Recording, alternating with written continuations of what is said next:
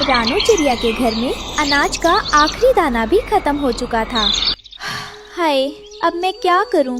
डिब्बा खाली है, बाहर बर्फ गिर रही है और कुक्कू गुड़िया को बहुत भूख लगी है।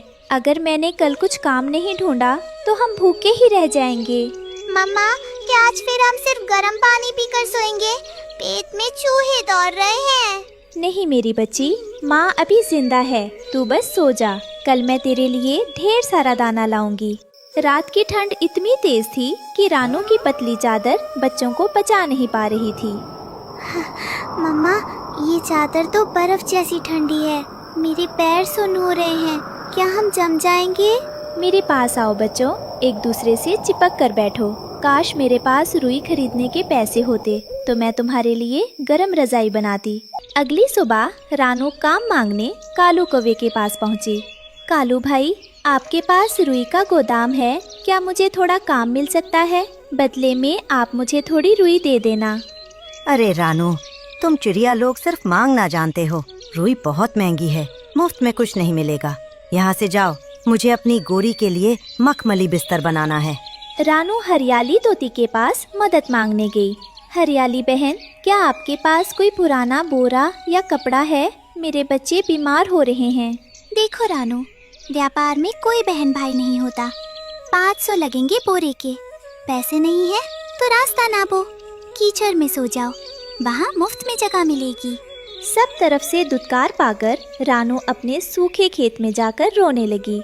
हे भगवान, तूने माँ बनाया तो ये दुख सहने की शक्ति भी दे। कोई मेरी मदद नहीं कर रहा, अब मैं अपने बच्चों को कैसे बचाऊं? तभी रानू का हाथ खेत की सूखी और लंबी घास पर पड़ा।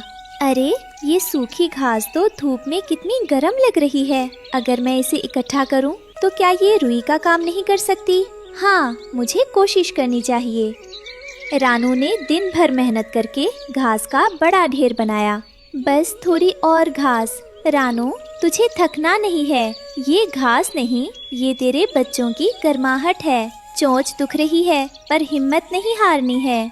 रानू घास घर ले आई पर एक नई समस्या सामने आ गई। आह मम्मा, ये तो सुई की तरह चुभ रही है। इसमें तो हम सो ही नहीं सकते। धैर्य रखो बेटा, माँ कुछ और सोचती है। ये घास बेकार नहीं जाएगी। रानू ने अपनी माँ का पुराना मलमल का दुपट्टा निकाला। अगर मैं इस घास को चोंच से बारीक कुतर दूं और इस कपड़े के अंदर भर दूं तो ये चुभेगी नहीं। हाँ, यही रास्ता है। रानू पूरी रात जाकर घास को बारीक काटती रही और कपड़े में भरती रही। बस थोड़ा सा और सीना बाकी है। ये देखो कितनी नरम और फूली हुई रजाई बनी है, रुई से भी अच्छी। सुबह जब बच्चों ने रजाई ओढ़ी तो उनके चेहरे खिल गए। वाह मम्मा, ये तो बादलों जैसी नरम है। अब मुझे बिल्कुल ठंड नहीं लग रही। आप सबसे अच्छी मम्मा हो। अब हम ऐसी और रजाइयाँ बनाएंगे और पूरे जंगल को ठंड से बचाएंगे। रानू ने बाजार में घास की रजाई बेचना शुरू किया। रजाई ले लो, गरम रजाई, कड़कड़ाती ठंड से बचने का सस्ता और पक्का इंतजाम। घास और भूसे की नरम रजाई ले लो। अरे ओ रानू, ये क्या तमाशा लगा रखा है? बाजार की नाक तटवाएगी क्या? लोग यहाँ रेशम और रुई के कंबल खरीदने आते हैं और तू ये कचरा बेच रही है। सही कहा कालू जी। देखो तो, ये चिड़िया घास फूस बेचकर अब अमीर बनना चाहती है। रानू, तुझे क्या लगा था लोग इतने बेवकूफ हैं कि रुई छोड़कर तेरी ये चुभने वाली घास खरीदेंगे? इसे रजाई नहीं, चूहे का घर कहते हैं। बहन गोरी, ये कचरा नहीं है। मैंने अपनी रातों की नींद और अपनी चोंच की मेहनत से इसे बनाया है। ये सिर्फ घास नहीं है, इसमें एक माँ की ममता, मेहनत और ईमानदारी की गर्माहट है। एक बार इस्तेमाल करके तो देखो, रुई को भूल जाओगी। अरे चुप कर, बड़ी आई मेहनत वाली। मेहनत तो हम करते हैं जो दूर दराज के जंगलों से महंगी रुई मंगवाते हैं। तेरी इस घास की रजाई को तो मैं मुफ्त में भी ना लूं। ओ भाइयों, देखो, इस भिखारी चिड़िया का मजाक देखो। अब ये हमें घास में सुलाएगी। रानू, बेहतर होगा कि ये कूड़ा उठा और यहाँ से भाग जा। अपनी औकात मत भूल। तू एक मामूली चिड़िया है, कोई बड़ी व्यापारी नहीं। मजाक उड़ाना आसान है कालू भाई, पर किसी की मेहनत का मजाक उड़ाकर आप बड़े नहीं बन जाते। आज आप हंस रहे हैं, पर याद रखना, जब कड़ाके की बर्फ गिरेगी तब यही घास की गर्माहट लोगों की जान बचाएगी। मुझे अपनी मेहनत पर भरोसा है। सूरज ढल रहा था। रानू की आंखों में आंसू थे, पर वो डटी रही। तभी एक बूढ़ा कबूतर जो ठंड से बुरी तरह कांप रहा था, रानू के ठेले के पास आकर रुक गया। बेटी, क्या ये रजाइयाँ सच में गर्म हैं? मेरे पास इतने पैसे नहीं हैं कि मैं कालू की दुकान से रुई का कंबल खरीद सकूं। मेरी पत्नी घर पर बीमार है और इस बर्फीली हवा ने हमारा जीना मुश्किल कर दिया है। हाँ बाबा, ये बहुत गर्म है। आप बस एक बार इसे ओढ़कर देखिए। अगर आपको आराम ना मिले तो पैसे मत दीजिएगा। जैसे ही वो रजाई ओढ़ता है, उसके चेहरे पर सुकून आ जाता है और उसके शरीर की थरथराहट रुक जाती है। अरे, ये तो जादू है। बेटी, इतनी गर्माहट तो मैंने कभी रुई के कंबल में भी महसूस नहीं की। ये बहुत ही हल्की और बहुत ही प्यारी है। कालू कौवा दूर से चिल्लाते हुए कहता है, अरे बूढ़े बाबा, दिमाग खराब हो गया है क्या?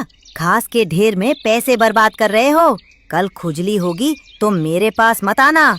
चुप रहो कालू, तुम लोग सिर्फ चीज की चमक देखते हो, पर इस बेटी ने इसमें अपनी रूह डाली है। रानू बेटी, मुझे एक नहीं, ऐसी 3 रजाइयाँ दे दो।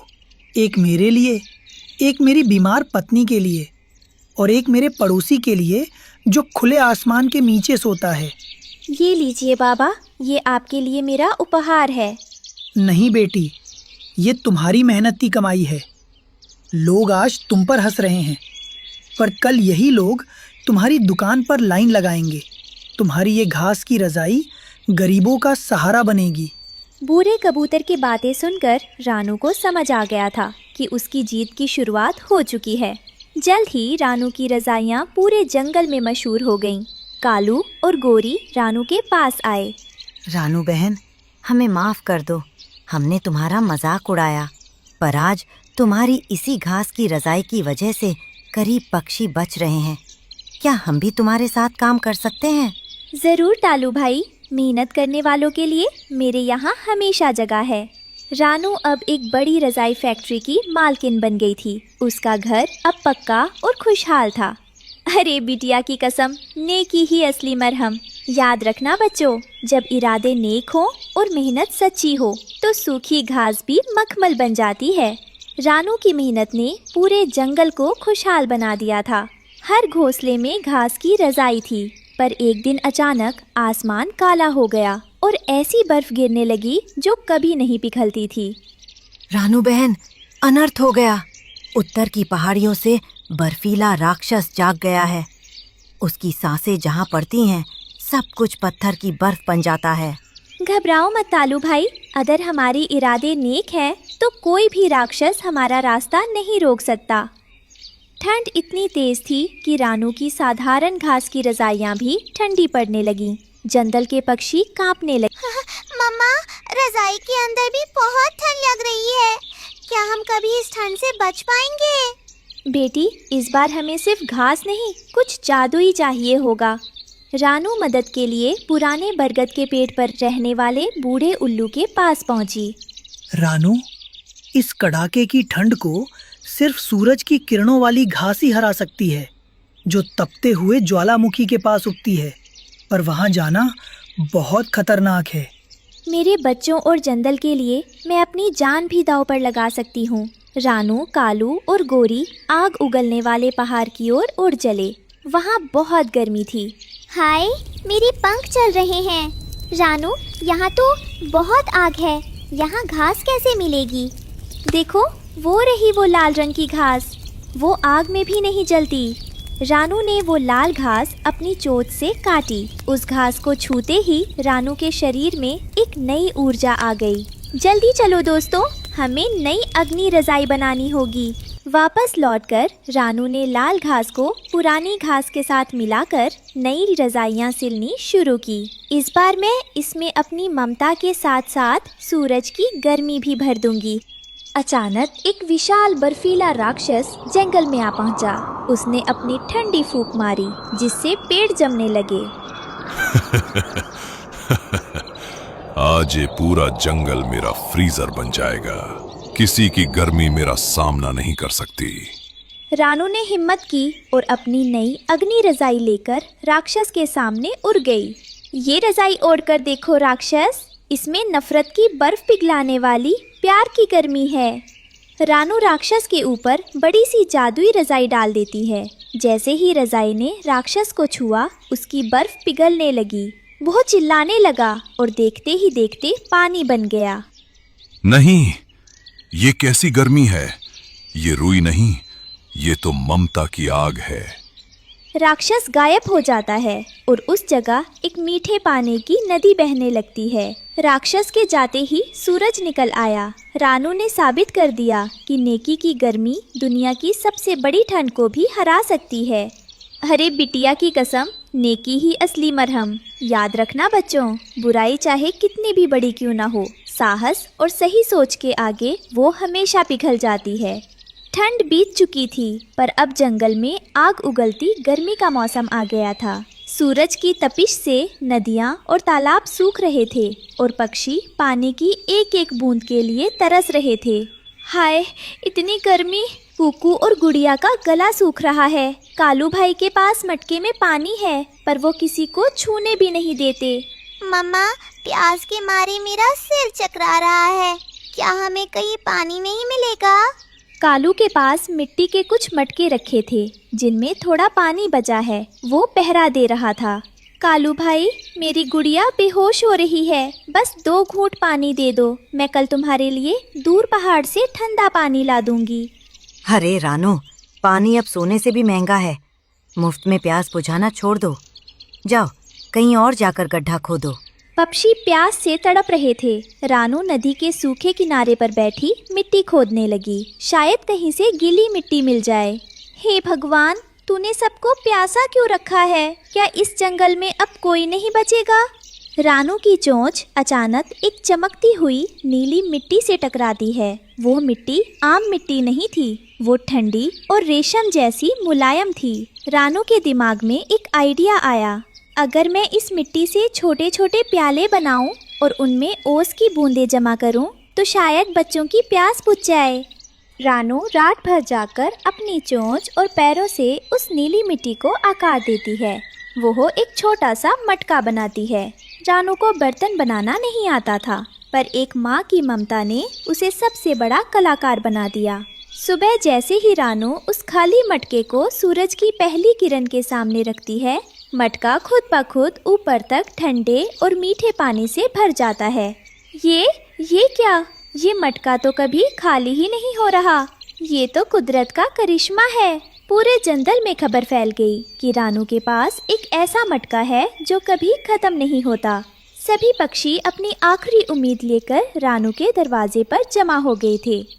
रानू बहन, खुदा के लिए हमें थोड़ा सा पानी दे दो। सुबह से मेरी छोटी बच्ची ने एक बूंद भी नहीं पी है। उसका शरीर गर्मी से तप रहा है।